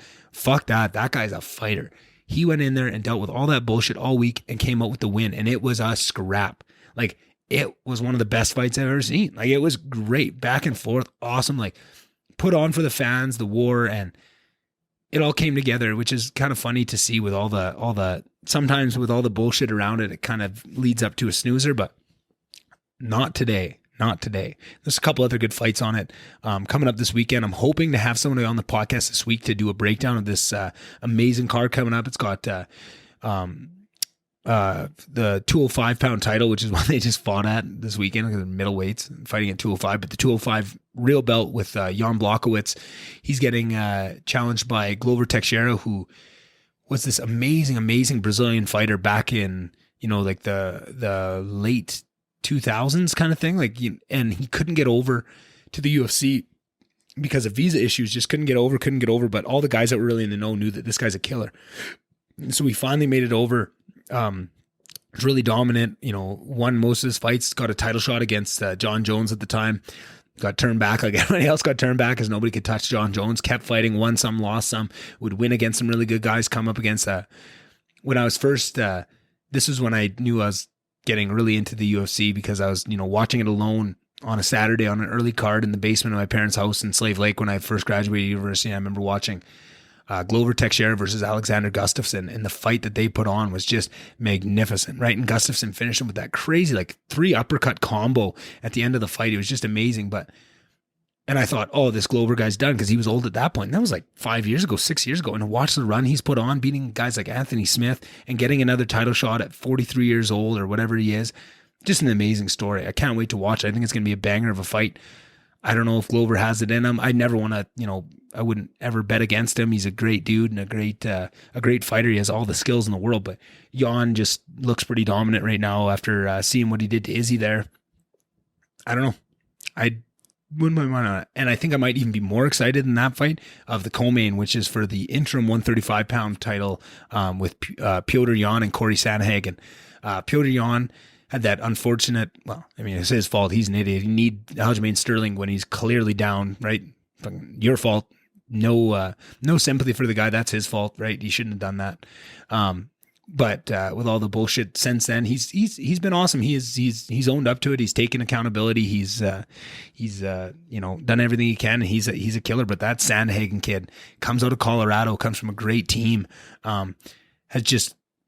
has all the skills in the world. And for the longest time, it was just his mindset holding him back. But probably a year, 2 years ago, he lost because of that mindset. He wasn't mean enough. I think it was against Aljamain Sterling, and he did a lot of work with mental coaches and stuff to get himself psyched into a place of war before that fight, where he is going in with vicious intentions, and he has been a finisher since then. When that mindset switched to match that, his body is amazing, and his skill set, what he can do physically, is not unmatched. I shouldn't say that, there's lots of great fighters, but it is at that 135 division with his frame, how tall and long he is. I can't wait to see how that goes up against Petr Yan, because Petr Yan's kind of a little Terminator. He just comes forward and he throws leg kicks that are heavy, just very crisp fundamentals. And I think Sandhagen's more flashy and a little younger, and I don't know, seems to be on an upward trajectory, but Petr Yan is nobody to fuck with. So I don't know who's going to win that fight. That's going to be awesome. Then there's Islam Makhachev versus Dan Hooker, which is, I don't even know where to start. So you guys will probably know Khabib. Khabib was the most dominant 155er that we've seen in pretty much forever, right? Some people call him the GOAT. I would put a couple of people ahead of him, GSP, John Jones, depending with the PED stuff, how you shake it out. But obviously, one of the best guys, who's going to beat him? And it was always, in the back of everybody's minds, and very vocally from Khabib and his team, that Islam Makhachev, his training partner, might be related to, might be his cousin, might just be really close, but they've been thick as thieves since kids, doing sambo and stuff over in Dagestan. He's the next one, and he's been tearing his way through people, but just nobody wants to fight him. It's so hard for him to get fights. He finally gets matched up. People fall out on him, and he's been working his way up, but he's clearly frustrated with how long it's taken, and he wants these bigger shots. And his fight fell out. Who is he supposed to fight? Rafael dos Anjos, maybe? And then badass Dan Hooker steps up, had all those issues getting to America to fight. He flew in on Thursday night, weighed in Friday, fought Saturday against a killer. Who did Dan Hooker just fight? I can't remember. Oh, that was like 2 weeks ago. Anyways, fights someone really tough, like has a good scrap. Oh, it was Nasrat Hakparast, who was another up and coming killer, right? Like Dan Hooker it was a very risky fight for Dan Hooker, right? Like it doesn't really move him up much, but it's a huge fall if he were to lose that one. And he came in, absolutely dismantled him, wasn't even close, showed crazy wrestling, right? Like just absolutely dominated this guy. Is supposed to make his window because he's from New Zealand and they are crazy there, and they only like allow you like one lottery to get back into the country, and if you miss it, you're banned and all this crazy stuff. So he's trying to get back in, and now they're moving the whole gym out of it, the whole city kickboxing with Israel Adesanya and all those. They're moving to the States here because of that. But in the middle of all this controversy, Islam Makhachev, who nobody wants to fight, has been just getting ducked by all of the 155 division for like 4 years now. His opponent falls out. And who else steps up on a couple weeks' notice to fight this guy nobody wants to fight? Dan motherfucking Hooker. He is legit. He is a badass. I love this guy. Like just the cojones that takes. And I can't say enough about him. And like I said, I'm hoping to get somebody else that's in the fight world to come on sometime this week and do a really good breakdown. But that fight's going to be amazing. Alexander Volkov versus Tybura. That's going to be a great one. That's a big heavyweight fight. Volkov is big, strong, has had some great fights against Derek Lewis, Daniel Cormier. He's been in there with some really, really tough competition. And Tybura, this is a big step up. Tybura's been looking amazing lately, but this is a step up in competition. I think this is going to really answer so many questions for that heavyweight division. I'm really excited for that one. Lee versus Chimaev. Kazmat Chimaev came in Abu Dhabi when they're doing those fights. Somebody came up to Dana White and said, "You need to see this kid." Showed him a video on his phone a couple months before, and it just sees this savage out of I don't know where he's from, but he fights out of Sweden, I think, with Alexander Gustafsson. Funny enough, I was just talking about him earlier. And he just says, "Give me a shot. I don't care who you put me in against." So they throw him in, at 170 in Abu Dhabi, and he just mangles this dude. Barely gets a punch landed on him. It just looks like he's in a whole nother level. And I was like, "Holy shit, who's this? New kid on the block?" Sticks around Abu Dhabi, says, "Throw me in any time." So they throw him in against somebody at 185. He rolls through him, right? And then he gets matched up with what's his pickle there? That real good wrestler, not Gregor Gillespie. Was it? Anyway, this amazing wrestler one punches him, like just on a rocket ship. This guy was the hottest thing since sliced bread. Like he was just on a rocket ship. And then he gets COVID and he tries to train through it and really wrecks himself and tries to come back. And we've seen this with a couple fighters. This happened with Cody Garbrandt too, where, they catch it and they're fighters. They just want to train through it and they just work their bodies to the end. And that's how they catch it is, working themselves to their bodies exhausted, and they catch it and they try and train through it and they just don't rest. They don't get treatment. They just push. And that's what happens. So now he's been on the sideline for a long time and has kind of lost his, not all of his momentum, but like the hardcore still remember who he is, but I don't know. And it just seems like they haven't been marketing him. I feel like they could be doing a better job with marketing him right now, but he's got a great matchup against a ranked opponent. I think Lee is ranked like 11th maybe at 170. But so if he wins, he's right into the rankings. He's, probably going to get a really big matchup and he's going to be fighting for the title in the next couple years. If he loses, we kind of know where he's at, right? I don't think there's any shame in losing to a guy like the Leech. He is, again, on a rocket ship himself. He's been looking really good. They really want to get into those Asian markets. They're trying to push those guys. So I think this is a win-win for the UFC. If either guy wins, it's a huge, huge name on their record and they can move up. And then another great fight, Ankalaev and Ozdemir. I mean, there's great fights all the way down, but that's probably the last one to talk about because this is just the main card. But Ankalaev and Ozdemir, again, two guys that's really going to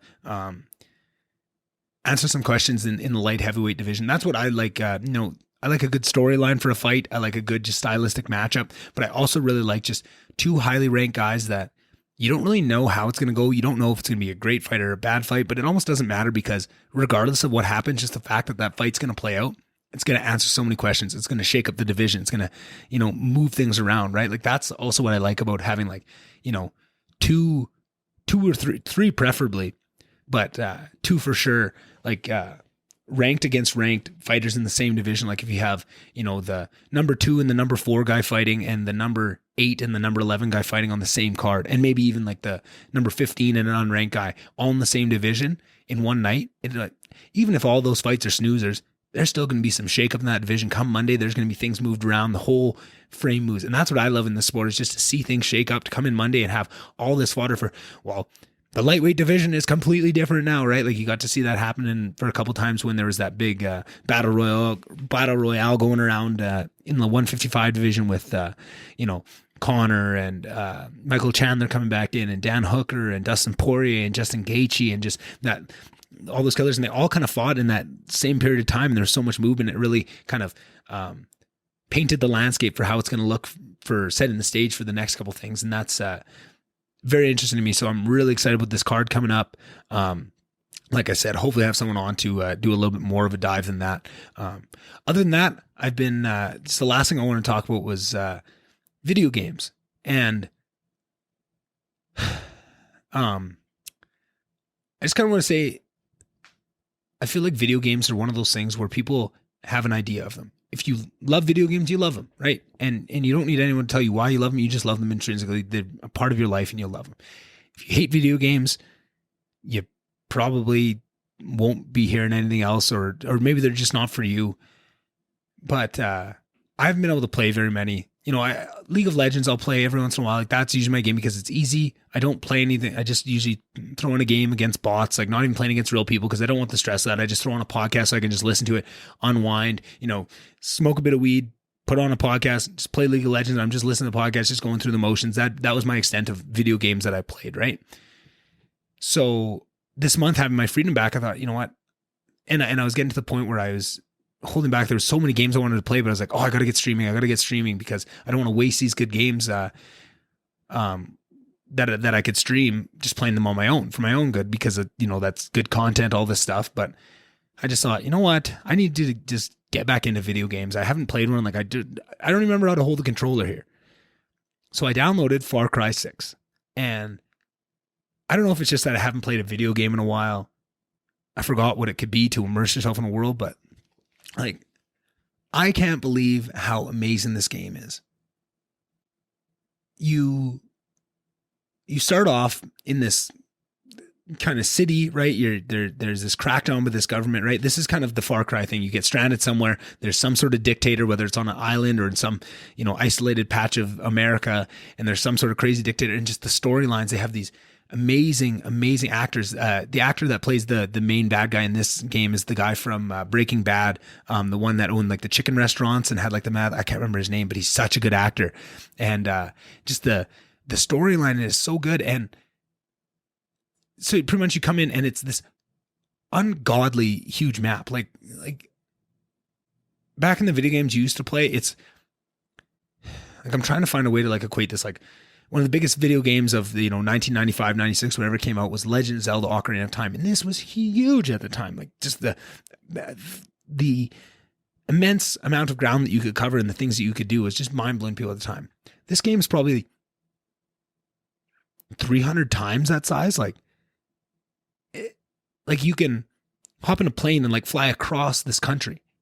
And like, it takes you a while to get to the other side. Like it's this island, it's called Yara, right? And then it's got like these different districts, and you're a guerrilla and it's under this dictator's control.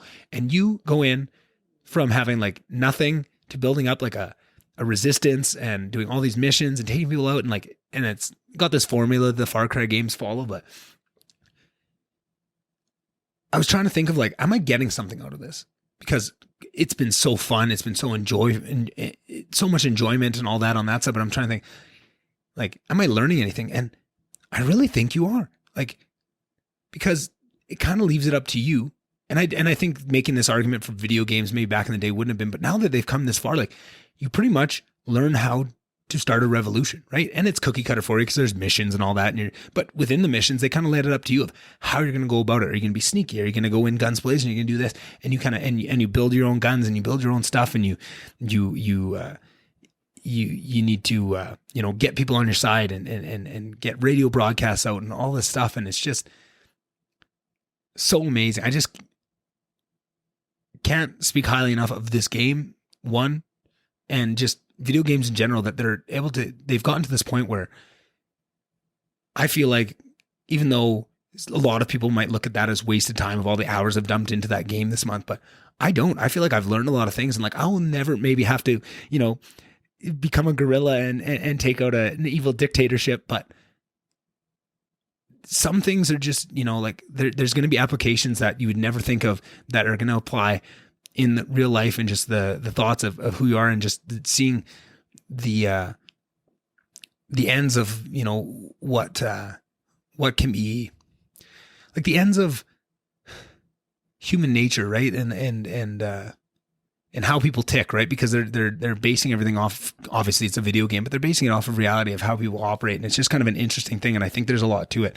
And, after jumping into it, I definitely thought the whole time through, like, damn, I should have saved this to stream, because it's just such a good game, and it would be such a cool experience for people to come on along the road and like watch how I think of like how I'm going to take it on, because I'm sure there's a bunch of different people that would play this game completely different. I think that's very interesting of it. And I think, I might even have to one day crack this game back open, or maybe I'll do Far Cry 7 when it comes out and I'll stream that, but I might even have to go back into this game, even knowing kind of after doing it once of, how things go, and do it with people, maybe even try to find the best way possible. But it's been awesome. Just want to finish it off with, been really enjoying this freedom and playing guitar and going to jiu-jitsu and all this stuff. And I might not be working on all these ventures that I want to get off the ground as hard as I should be right now, but I'm just enjoying so much of this freedom, and just, it's so hard to articulate. I think about this stuff all the time, but then I get in front of a camera and I'm trying to put to words how it makes me feel and why it's so special to me and why I value this freedom so much. But it's hard to explain. It's just inherent to me of just how much this means to me, of having the ability to do what I want when I want, and how hard I want to fight to continue to do that, because that's something you have to earn. Life's tough. You don't get that handed to you. You shouldn't have that handed to you. Or if you do, you're going to have a bunch of negative consequences that come from there, or come from that. But if you can fight for it, and you can create a life, kick and scream and claw out a life for yourself where you can do that and be happy with it, it is just a feeling that I shouldn't say I've never felt before. I have felt it before, but I've never appreciated it like this. I've never lost it and regained it like this by my own actions. And yeah, I've got a long road to go, and I'm going to have to fight and kick to keep this freedom, but I don't think I'm ever going to lose it again, because it's so amazing to have, and I'm just so happy. And I hope that, like I've said a couple of times, I think there's a lot of people that were worried about me because I got to hear, some of the darkness going through, and I just want to, counterbalance that with, fuck, am I happy, and still going through a lot of shit. And, there's been some tough times, and it's still been a tough month, and other shit I'm going through that's, going through a breakup. I'm still really torn up and having a rough time with that. But other than that, the freedom pie side of it, oh man, I can't even begin to explain to you guys just how amazing this feels. And I'm hoping that over the next couple of months, with different types of guests and trying to explain it in different ways, I'll give you guys a small piece of this. But yeah, it's been great. So thank you guys for listening to another episode of me. Hopefully you got a picture of just how obsessed with podcasts I am. Hopefully you maybe heard one or two that interests you, that you can go into and try for yourself and see if you like it. If you do, please send me a message and say, hey, I tried Lex Friedman and I liked him. Hey, I listened to the Jordan Peterson podcast. It was great. I listened to that Joe Rogan you recommended. I love all that stuff. I listen to Punch Drug Sports, like that kind of shit, love it. Please pass those my way. Hoping to do this again. Maybe it'll have a little bit more structured, maybe with a co-host, like I said, but that'll all come with time. And until then, I will see you guys on the next one. All right. Bye. All right.